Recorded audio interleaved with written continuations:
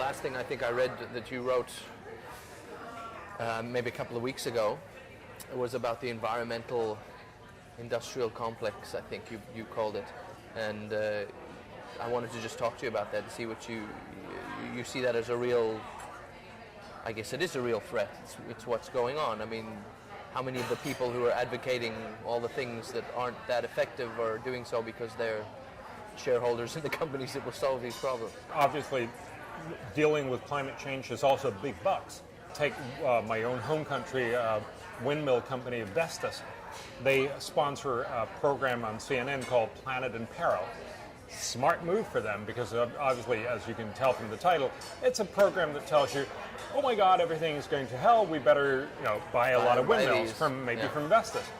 Now that makes perfect sense for them, but it's not necessarily the smart way for us as taxpayers and as inhabitants on the planet Earth, where we want to make sure that this becomes a better planet for the future, to spend money on buying ineffective windmills today, rather than investing that money into making more effective windmills for tomorrow.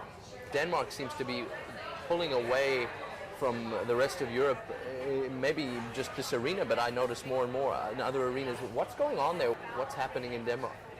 I think Denmark, like much of Scandinavia, and my sense is, although I'm not an expert on this, also very much Canada, Denmark wants to be seen as morally right.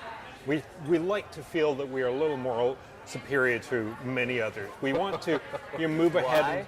Why? It feels right to say we have a well-functioning social welfare state.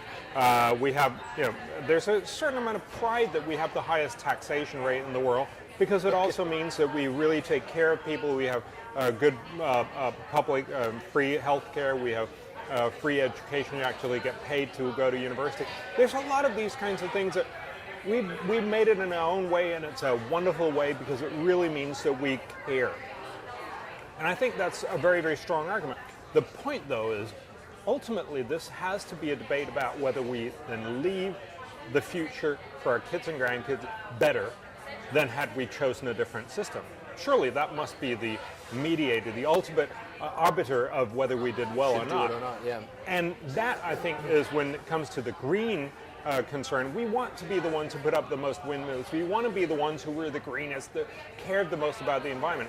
And the last bit is good, but shouldn't we then analyze whether by making that claim we want to be the ones who did the most good, whether that's actually carried through by putting up the most windmills, or indeed, could we have done it differently? Could we have spent the money in different ways and actually done even more good? And that's the question that we don't ask ourselves often enough.